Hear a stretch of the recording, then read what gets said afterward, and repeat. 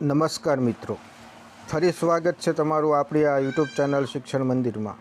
મિત્રો, આજના આ વિડીયોમાં આવનારી વિદ્યા સહાયક 2024માં ધોરણ 6 થી 8માં કયા વિષયમાં કેટલું મેરિટ અટકશે તેની સચોટ માહિતી આજના આ વિડીયોમાં આપવાની છે। મિત્રો, અત્યાર લગીનમાં કેવું હતું કે ભરતી ઓછી આવતી અને ક્રમિક નહોતી આવતી, એટલે તમારે મેરિટ હાઈ રહેતું, એટલે તમને એવું અત્યારે લાગે કે ભરતીમાં મેરિટ ઊંચું રહેશે। પરંતુ મિત્રો સમજો કે વિદ્યા સહાયક ભરતી 2024માં 7500ની ભરતી છે અને એ પાછી ક્રમિક ભરતી છે, એટલે મેરિટ નીચું રહેવાના ઘણા બધા કારણો છે। તો એના વિશે આજે તમને દ્વારા સમજાવવાનો છું, તો દરેક મિત્રો ધ્યાનથી પૂરો વિડીયો જોજો, જેથી કરીને તમને દરેક વસ્તુ સમજાઈ જશે કે આ વિદ્યા સહાયક ભરતીમાં આટલું મેરિટ આપણે છે તો આપણો ચાન્સ કેટલો।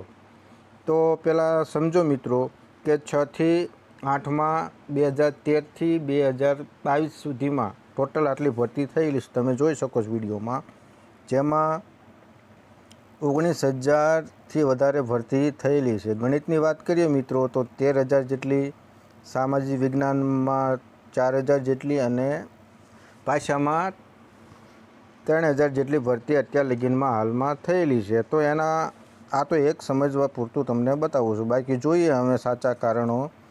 તો મિત્રો 2023નું પરિણામ જોતાં આપણને એવું લાગે કે મેરિટ નીચું રહેશે। તો જુઓ પહેલાં તો ટોટલ 2023માં 2,37,000 ઉમેદવારોએ પરીક્ષા આપી, તેમાં પાસ થવાવાળા મિત્રોની સંખ્યા જોયો તો 37,000 આજુબાજુ વિદ્યાર્થીઓ એટલે કે ભાવિ શિક્ષકો પાસ થયા છે। આમાં પણ તમે જુઓ તો ગણિતમાં 20,000થી વધારે, ભાષામાં 4400 આજુબાજુ અને સામાજિક વિજ્ઞાનમાં 12,000થી વધારે મિત્રો પાસ થયા છે।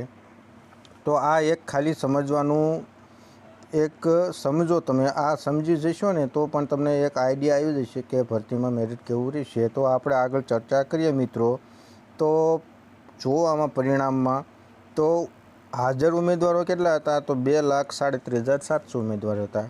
તેમાંથી 90થી 105 વચ્ચે માર્ક લાવનાર કેટલા ઉમેદવારો, તો કે 22,000 ઉમેદવારો છે જેમને 90થી 105 વચ્ચે માર્ક આવ્યા છે। હવે આમાં પણ અલગ અલગ વિષયના ઉમેદવારો હશે, જેમ કે સામાજિક વિજ્ઞાન હોય, ગણિત વિજ્ઞાન હોય અને ભાષાના ઉમેદવારો હોય। તો મિત્રો 90થી 105 વચ્ચે માર્ક આવે એટલે સમજી લો કે 70 આજુબાજુ એમનું મેરિટ થતું હોય। હવે 105થી 120 વચ્ચે જોવો ને મિત્રો તો ખાલી 4,000 ઉમેદવારો છે, એમાં પણ વિભાગ પાડી દો સામાજિક વિજ્ઞાન, ગણિત વિજ્ઞાનને ભાષા, એટલે આમાં પણ ઉમેદવારોની સંખ્યા પણ ઘટી જશે, એટલે આ પણ એક કારણ છે। તો આ 105થી 120 વચ્ચે માર્ક લાવવાવાળા ઉમેદવારો જુઓ મિત્રો તો 4,000 છે, તો એ પરથી આપણને લાગે કે આટલા માર્કવાળાનું 72થી 73 વચ્ચે મેરિટ બનતું હોય મિત્રો, અને 120થી ઉપર લાવનાર માત્ર 259 ઉમેદવારો છે, જેમનું 74 કે 75 પ્લસ એમનું મેરિટ બનતું હોય, એટલે આ તો એ આપણને ન નડે। હવે આમાં મિત્રો પણ જો ભાષાની વાત કરીએ તો 190થી 105 વચ્ચે 22,162 ઉમેદવારોમાં ભાષામાં માની લેવીએ કે આપણે 1,000 કે 1,500 આજુબાજુ હોય, એવી રીતે સામાજિક વિજ્ઞાનમાં પણ 1,000 આજુબાજુ નીકળે, અને 105થી 120 વચ્ચે તો માત્ર 4,000 છે, એમાં પણ 500 કે 600 ભાષા અને સામાજિક વિજ્ઞાનવાળા નીકળે, એટલે એ પણ જુઓ તો ટોટલ 1,000થી 1,500 આજુબાજુ ઉમેદવારો હોય જેમનું મેરિટ 72થી 73 વચ્ચે બનતું હોય। તો આ રીતનું મેરિટ તમે સમજો મિત્રો તો પણ તમને ખબર પડી જશે કે ભરતીમાં મેરિટ નીચું જવાનું છે મિત્રો। અને સંખ્યાની વાત કરીએ મિત્રો તો ગણિત વિજ્ઞાનમાં પણ 2,500થી 3,000 જગ્યા આવશે। સામે ભાષાની વાત કરીએ તો પણ તેમાં 2,000 પ્લસ જગ્યા આવવાની સંભાવના છે, અને સામાજિક વિજ્ઞાનમાં પણ 2,000 કે 2,000થી વધારે જગ્યા આવવાની સંભાવના છે, કારણ કે હાલમાં આપણે બધા જિલ્લામાં વિષયવાર જગ્યા જોતા તો સામાજિક વિજ્ઞાન, ગણિત હોય એમની મોટા પ્રમાણમાં જગ્યા બતાવે છે, એટલે એ પ્રમાણથી આપણે આશા રાખીએ કે ભરતીમાં પણ એ જગ્યા આપણને જોવા મળશે મિત્રો। તો હવે આપણે જોઈએ કે વિષયવાર કેટલું મેરિટ અટકે, તો ગણિતની વાત કરીએ મિત્રો તો જનરલમાં આપણે જે અગાઉ કારણો બધાએ રજૂ કર્યા ને કે ક્રમિક ભરતી છે, મોટી ભરતી છે, તો આગળના એકના એક ઉમેદવારો બધી પરીક્ષાઓ પાસ કરેલી હોય એટલે જો 11-12માં મળતું હોય એ 9-10માં ન લે, 9-10માં મળતું હોય એ 6થી 8માં ન લે. આ રીતના મેરિટ પણ નીચું જાય છે મિત્રો.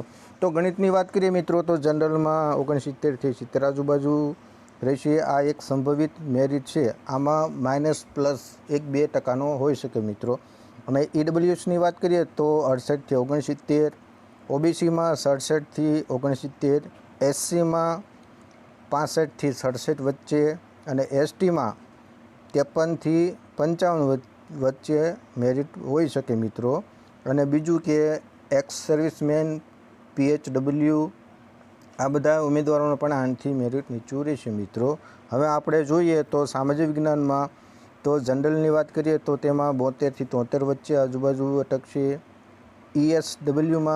ઈડબ્લ્યુએસમાં જુઓ તો 71થી 72, ઓબીસીમાં 69થી 70 કે વધીને 71 મિત્રો. એસસીમાં 67થી 68, એસટીમાં 52થી 64, પણ માની લઈએ કે આપણે 65-66 આજુબાજુ 1-2% ફેરફાર થઈ શકે મિત્રો. હવે ભાષાની વાત કરીએ મિત્રો તો જનરલમાં ગુજરાતીમાં 69, ઈડબ્લ્યુએસમાં 68, ઓબીસીમાં 68, એસસીમાં 67, એસટીમાં 64. આ ગુજરાતીમાં આપણે 6થી 8ની વાત છે. હવે હિન્દીની વાત કરીએ તો જનરલમાં 68, ઈડબ્લ્યુએસમાં 68, ઓબીસીમાં 67, એસસીમાં 67, એસટીમાં 65.